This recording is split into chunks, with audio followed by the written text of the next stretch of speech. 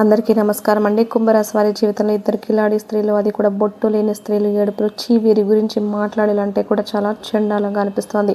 వారి పేరుతో సహా చెప్తాను. నేను ఒక స్త్రీని ఎందుకు ఇలా అనాల్సి వచ్చింది అనేది మీరు వీడియో చివరి వరకు చూస్తేనే మీకు పూర్తిగా అర్థమవుతుంది. ఎవరైనా కానీ నా మాటల వల్ల బాధపడితే దయచేసి క్షమించండి. మీరు ఈ వీడియోని చివరి వరకు చూసి అప్పుడైతే కామెంట్ చేయండి. ఆలస్యం చేయకుండా వీడియోలోకి అయితే వెళ్ళిపోదాం. అలాగే ఈ వీడియో చూసే ముందు ఓం దుర్గాయ నమః అని కామెంట్ చేయండి.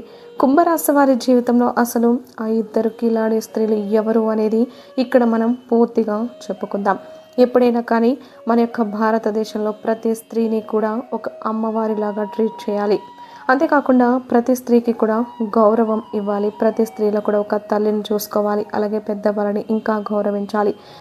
కష్టాల్లో ఉన్నవారిని, ఆపదలో ఉన్నవారిని మేమున్నామని చెప్పి ఒక భరోసాని, ఒక మాట సహాయాన్ని అందించాలి. కానీ ఒక స్త్రీకి మరొక స్త్రీనే శత్రువుగా మారితే, అలాగే కుంభరాశి వారి యొక్క పట్ల ఇటు పురుషులకైనా కానివ్వండి, అటు స్త్రీలకైనా కానివ్వండి, ఇద్దరు కిలాడి స్త్రీలు అంటే ఇక్కడ బొట్టు లేని స్త్రీ అని చెప్పి ఎందుకు చెప్పానంటే కనుక ఆల్రెడీ వీళ్ళ పోరు భరించలేక వాళ్ళ భర్తలు ఎప్పుడో చనిపోయారు.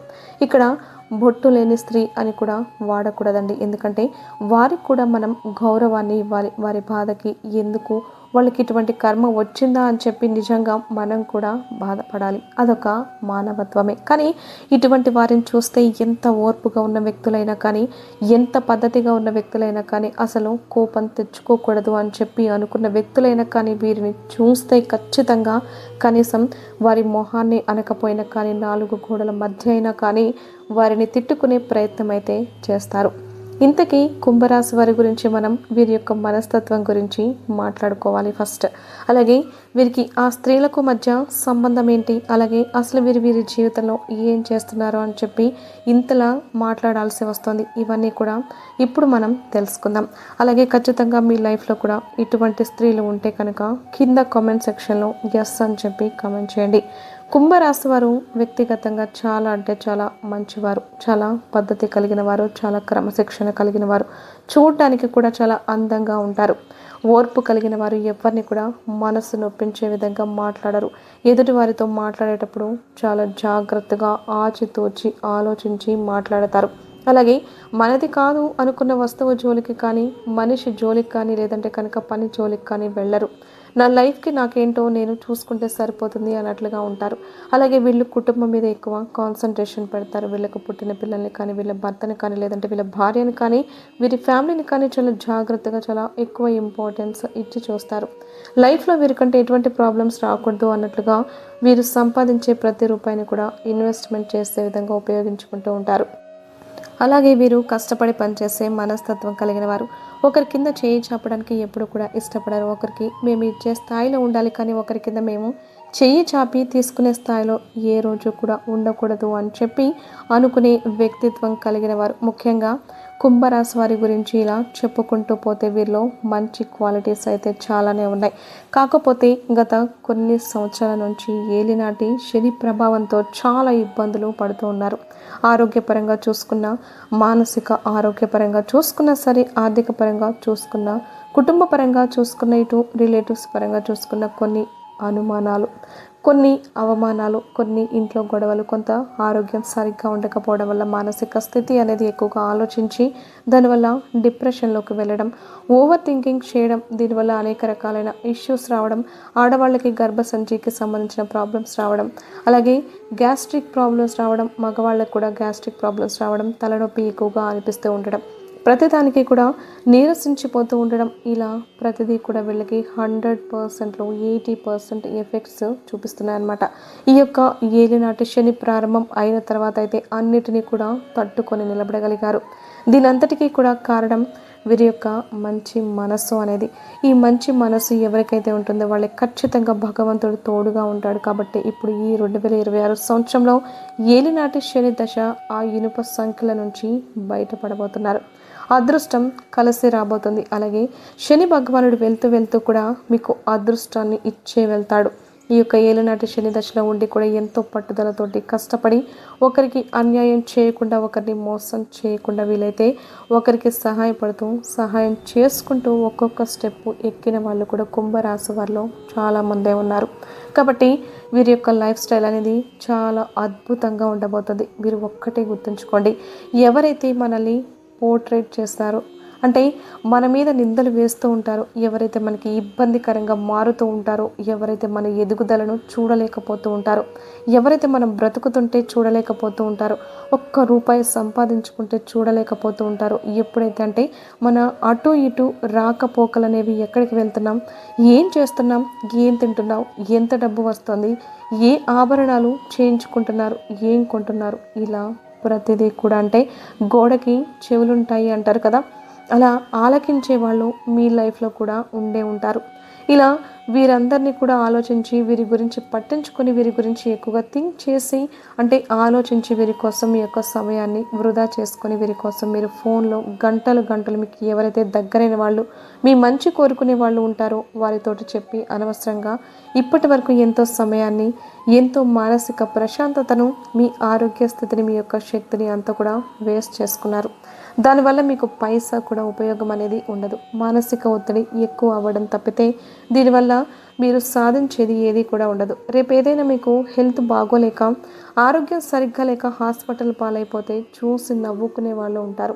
మీ పక్కన మీకు ఒక్క రూపాయి అందించే వాళ్ళు ఎవ్వరు ఉండరు. మేమున్నాము అని చెప్పి ధైర్యాన్ని అందించే వాళ్ళు ఉండరు. ఏదైనా కానీ నలుగురిలో కాస్త ఫంక్షన్ చేసుకుంటున్నాం, పెళ్లి చేసుకుంటున్నారు అంటే మేమున్నాము అని చెప్పి ధైర్యాన్ని ఇచ్చి అండగా నిలబడే వాళ్ళు ఎవ్వరు కూడా ఉండరు అనమాట. మీకు ఎవరైతే దగ్గర అనుకొని మీ ఇంటి పేరుతోటి ఎవరైతే ఉంటారో మీ యొక్క ఆడవాళ్ళకి చెప్తున్నానండి, మీ యొక్క ఇంటి సైడు ఎవరైతే మీకు తోడుగా వచ్చిన వారు ఉన్నారో అర్థం చేసుకోండి. ఆడవాళ్ళకి మీకు తోడుగా వచ్చిన వారు అంటే ఇక్కడ తోడు కోడలు అని చెప్పి ఒకటి, రెండవది ఈ తోటి కోడలకు ప్రతిదానికి కూడా అండగా భరోసాగా నిలిచి అత్తగారు. ఒక కంట్లో బెల్లం ఒక కంట్లో సున్నం అనే మాట పెద్దలు ఊరికనే చెప్పలేదు. ఏదైనా కానీ వారి యొక్క ప్రవర్తనను బట్టి వారి యొక్క చేష్టలను బట్టి వారు ఎదుటి వారి మీద ఎంత ప్రేమ చూపిస్తున్నారు, ఒకరిని ఎలా కేటాయించి చూస్తున్నారు అనే దాన్ని బట్టే ఇక్కడ మనం అర్థం చేసుకోవాలి. ఎవరో చూడాల్సిన అవసరం లేదు. ఎందుకంటే 4 గోడల మధ్య ఇటువంటి వారు ఏంటంటే బాగా నటిస్తారు. వాళ్ళ అవసరాలు తీర్చుకోవడం కోసం ఎన్ని కిలాడి మాటలైనా కూడా మాట్లాడతారు. నలుగురిలోకి వెళ్ళినప్పుడు మాత్రం మీ పరువు ఎలా తీయాలి, మిమ్మల్ని ఎలా నష్టపెట్టాలి, మిమ్మల్ని ఎలా కృంగ తీసేయాలి అని చెప్పి ఇలా ఆలోచిస్తూ ఉంటారు ఎప్పుడైనా. కానీ 4 గోడల మధ్య మనల్ని ఒక మాట అన్నా కూడా పర్వాలేదు, కానీ నలుగురిలో మాత్రం మన విలువను నిలబెట్టేవాడే ఒక మనిషి. అలాగే మనకి సపోర్ట్గా వీళ్ళు నా మనిషి అని చెప్పి వెనక ఒక అండలాగా ఉండేవాళ్ళే మన మనుషులు. వీరు అలా కాదు. ఈ ఇద్దరి వల్ల మీరు చాలా వరకు కూడా పెళ్ళైన దగ్గర నుంచి ఎంతో నరకాన్ని చూశారు. వీరు ముఖ్యంగా ఇంట్లో పెద్దవారై ఉండి ఇద్దరి కొడుకుల పిల్లలని ఒకేలాగా చూడాలి, కోడళ్ళని కూతుళ్ళలాగా చూడాలి. ఇక్కడ ఒకరు చేసిన మంచితనం ఏంటో ఒకరు చేసిన చెడ్డతనం ఏంటో తెలియదు, కానీ ఒకరిని మాత్రం నెత్తికెక్కించుకొని మరొకరిని మాత్రం కాలు కింద తొక్కేయాలని చెప్పి చూడడం.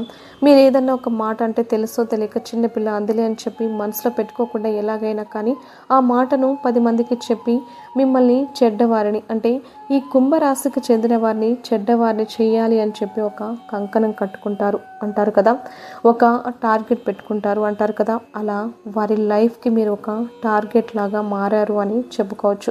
ముఖ్యంగా ఈ యొక్క కుంభరాశి వారు అసలు ఎందుకు ఇలా చేస్తున్నారు అంటే, నా అత్తగారు నా తోటి కోడలు ఎందుకు ఇలా చేస్తున్నారు, నేను ఇంత మంచిగా ఉంటున్నాను కదా, ఇంత సరదాగా ఉంటున్నాను కదా, ప్రతిదీ వారితో పంచుకుంటున్నాను కదా, వారికి నేను చేయగలిగినంత పనులు చేస్తున్నాను కదా, అయినా కూడా ఎందుకింత నా పిల్లల్ని ఒక రకంగా చూస్తుంటే వారి పిల్లల్ని మరొక రకంగా చూస్తున్నారు, అసలు ఎందుకు ఇదంతా కూడా అని చెప్పి ఇలా దీని గురించి పెళ్ళైన దగ్గర నుంచి కూడా గత 10 సంవత్సరాల వరకు కూడా అతిగా ఆలోచించి మానసిక వేదన చెంది వారు చేసే ఒక్కొక్క నీచమైన పని, ఒక్కొక్క నికృష్టమైన పని, వీరి పట్ల వారి యొక్క ప్రవర్తన ఏదైతే ఉంటుందో అది మనసుకు గుచ్చుకున్న వాళ్ళకే తెలుస్తుంది.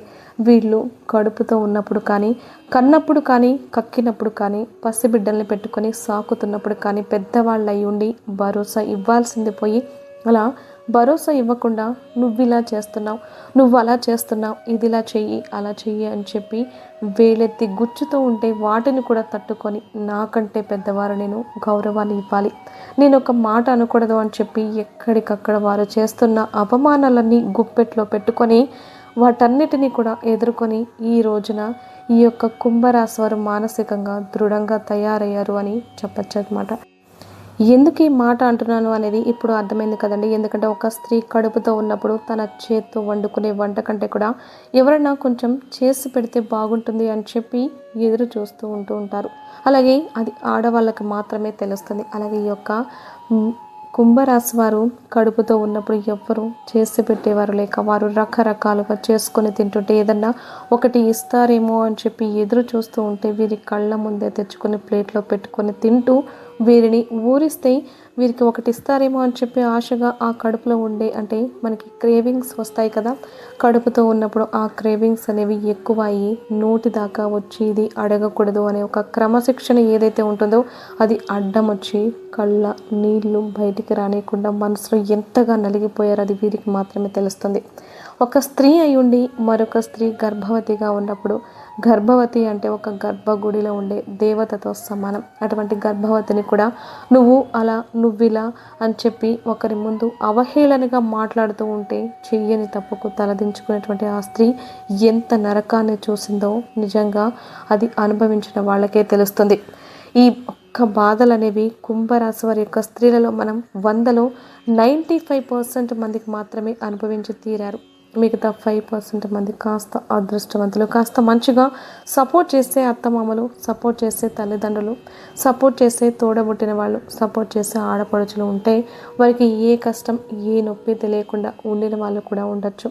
కానీ 95% మంది మాత్రం ఈ నరకాన్ని అయితే చూస్తారు. అవునా కాదా అనేది మీరు కింద కమెంట్ సెక్షన్లో అవును అయితే చూసాము అని చెప్పి కమెంట్ అయితే చేయండి. వారి పేర్లు మెన్షన్ చేయాల్సినంత అవసరం అయితే లేదు కాబట్టి వారిని ఈ మాటలు వాడవలసి వచ్చిందనమాట. కడుపు మండినప్పుడు అనేక రకాలైన మాటలు అనేవి బయటకు వస్తూ ఉంటాయి. అటువంటప్పుడు ఏం మాట్లాడుతున్నామో అనేది కూడా మనకి అస్సలు అర్థం కాదు. కానీ ఏ రోజు కూడా ఎప్పుడైనా గొడవలు, ఎప్పుడైనా కోపం వచ్చినప్పుడు నువ్వు అప్పుడు అలా చేసావు, ఇలా చేసావు, ఇప్పుడు ఇలా చేస్తున్నావు అని చెప్పి 1-2 సార్లు వీళ్ళు దెబ్బడం తప్పితే వీరు ఈ రకంగా కూడా మానసికంగా టార్గెట్ పెట్టుకొని వీరిని ఈ సమయంలో ఇలా తొక్కాలి, వీరిని అలా చేయాలి, వీళ్ళకి టైం వచ్చినప్పుడు చెప్తాను అని చెప్పి ఎప్పుడు కూడా మనసులో అయితే పెట్టుకోలేదన్నమాట. 10 మంది ముందు ఏ రోజు కూడా చులకన చేయలేదు. వారికంటూ ఒక గౌరవాన్ని, ఒక విలువను ఇచ్చారని చెప్పుకోవచ్చు. కాబట్టి మీరు మాత్రం వీరిని ఇలా అనడంలో నా ఉద్దేశంలో అయితే ఎటువంటి తప్పైతే లేదు. ఇటువంటి కిలాడీలు వెతుక్కుంటూ మళ్ళీ అవసరమైనప్పుడు వీరి దగ్గరికి వచ్చి మంచిగా నవ్వుతూ ప్రేమ ఉన్న వాళ్ళలాగా పలకరిస్తూ ప్రేమ ఉన్న వాళ్ళలాగా చేస్తూ వాళ్ళ యొక్క అవసరాలన్నీ కూడా తీర్చుకొని అవసరం తీరిపోయిన తర్వాత మళ్ళీ మొదటికే నువ్వెవరో నేనెవరో నీకు నాకు సంబంధం లేదు అన్నట్లుగా ప్రవర్తిస్తూ ఉంటే ఎవరికైనా కానీ కోపం అయితే ఖచ్చితంగా వస్తుంది. ఇటు ఆడవాళ్ళకైనా కానీ ఇటు మగవాళ్ళకైనా కానీ వీరి వల్ల చాలా వరకు కూడా మానసిక వేదనని చూశారు. మన జీవితం చాలా చిన్నది. ఈ చిన్న జీవితంలో ఎంతవరకు సంతోషంగా ఉండగలుగుతామో, ఎంతవరకు మన చుట్టూ మన వాళ్ళు మనల్ని సపోర్ట్ చేస్తున్నారు, ఎంతవరకు మనకు ప్రయారిటీని ఇస్తున్నారు అనేది కూడా చూసుకోవాలి కదా. మరి మన అనుకున్న వాళ్ళే ఇంత కిలాడి వేషాలు వేస్తూ ఉంటే ఒక మాట అనడంలో తప్పు లేదు అని చెప్పి నా ఉద్దేశం. అలాగే ఒక ప్రమాదం పొంచి ఉంది అని చెప్పాను కదా. ఈ యొక్క కుంభరాశి వారి యొక్క స్త్రీలు ఎవరైతే ఉన్నారో వీరు ఒక ప్రమాదంలో పడబోతున్నారు. అది కూడా ప్రేమ అనే ఒక బంధం అనేది మీ వెంట పడడం, ఈ బంధం వల్ల మీరు ఎటు కూడా తేల్చుకోలేకపోవడం, దీనివల్ల కాస్త మానసికంగా ఒత్తిడికి గురవడం, చేసే పనుల పట్ల శ్రద్ధ తగ్గిపోవడం, ఇది సరైనదా కాదా అని చెప్పి ఆలోచించుకోవడం, ఒక అవగాహన అనేది లేకుండా అడుగు ముందుకు వేస్తే కరెక్టో కాదేమో, గతంలో చాలాసార్లు మోసపోయిన పరిస్థితులు కూడా ఎదురయ్యాయి. ఇప్పుడు ఎంతవరకు కరెక్టు అని చెప్పి ఆలోచించుకోవడం. ఇలా అయితే ఒక మానసిక వేదనని అనుభవిస్తున్నారు. ఎప్పుడైనా కానీ గుర్తుంచుకోండి, కడుపులో లేని ప్రేమ అనేది కాళ్ళ మీద పడినా కూడా రాదు. ఒకరు గతంలో మనల్ని మోసం చేశారు అంటే ప్రస్తుతం మన మీద ప్రేమ ఉంటుంది అని నమ్మడం నిజంగా అవివేకమే అవుతుంది. ఒకరిని ఎప్పుడైనా కానీ నమ్మేటప్పుడు వారి ముందు వెనుక అనేవి గతం తాలూకా జ్ఞాపకాలు అనేవి అన్నిటినీ కూడా క్యాలిక్యులేట్ చేసుకొని వారిని అంచనా వేయండి. అంతేకాని తీరా చేతులు కాలిన తర్వాత ఆకులు పట్టుకుంటే ఎటువంటి ప్రయోజనము ఉండదు. అందులో కుంభరాశి వారు ప్రతి చిన్న విషయాన్ని కూడా సీరియస్గా ఆలోచిస్తారు. ఏది కూడా ఈజీగా తీసుకునే రకం కాదు. కాబట్టి అడుగు వేసేటప్పుడు జాగ్రత్తగా ఆలోచించి అడుగు వేయండి. దీనివల్ల మీకు ఎటువంటి ప్రమాదం అనేది మీ జీవితంలో జరగకుండా ఉంటుందన్నమాట. భగవంతుడు మీకు ఇక్కడి నుంచి అన్ని అదృష్టాలే రాస్తారు. ఎవరి గురించి ఆలోచించాల్సినంత అవసరం అయితే లేదు. ఎవరైతే నీ వాళ్ళు అనుకున్న వాళ్ళు ఉంటారో ఖచ్చితంగా వారు నీ వెనకే ఉంటారు. ఎప్పుడు కూడా మీ చెయ్యి వదిలిపెట్టరు. మీరు ఎవరి వెనక కూడా పడాల్సినంత అవసరం అయితే లేదు. పడింది చాలు. ఇప్పటి వరకు చాలానే పడ్డారు. చాలానే ఒకరిని మార్చాలి అని చెప్పి చూశారు. మంచితనంతో ఒకరిని మీ వైపుకి తిప్పుకోవాలి అని చెప్పి చూశారు. మరొక రకంగా కాదు. అయినప్పటికీ కూడాను అవతలి వారిలో మార్పు రానప్పుడు మన యొక్క నోటి పరువు అనేది పదే పదే పోగొట్టుకోకూడదు. మనకంటూ ఒక విలువ ఉంటుంది. నలుగురిలో ఒక గుర్తింపు అనేది ఉంటుంది. ఒక గౌరవం అనేది ఉంటుంది. అది మీరు దక్కించుకోవాలి. ఎప్పుడైనా కానీ బయటకు వెళ్ళినప్పుడు మనల్ని చూస్తే ఆటోమేటిక్గా అవతల వాళ్ళ యొక్క కళ్ళల్లో ఒక గౌరవం అనేది కనిపించాలి. అలా కాకుండా మన యొక్క ప్రవర్తన వల్ల మనల్ని మనం అలుసు అనేది ఎప్పుడు కూడా చేసుకోకూడదు. కుంభరాశి వారు ఇది జాగ్రత్తగా గుర్తుంచుకోండి. వీడియో నచ్చితే లైక్ చేసి ఛానల్ని సబ్స్క్రైబ్ చేసుకుని ఓం నమః శివాయ అని కమెంట్ చేయడం మాత్రం అస్సలు మర్చిపోవద్దు.